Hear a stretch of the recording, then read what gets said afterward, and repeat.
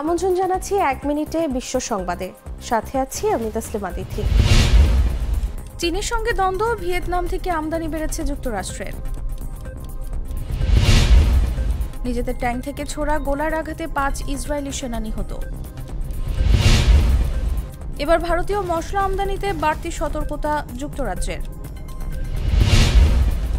পছন্দের টিপস আনতে ভুলে যাওয়ায় ডিভোর্স চাইলেন স্ত্রী।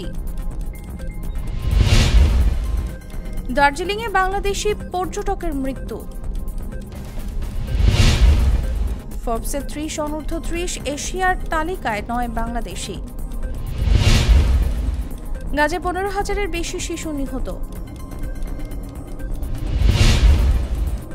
যুদ্ধ মূল্যস্ফীতির মধ্যেও বিশ্বে বেড়েছে ধনীর সংখ্যা। চীনে পৌঁছেছেন পুরানো বন্ধু পুতিন।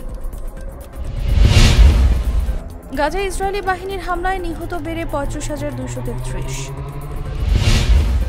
এখানেই শেষ করছি ১ মিনিটের বিশ্ব সংবাদ।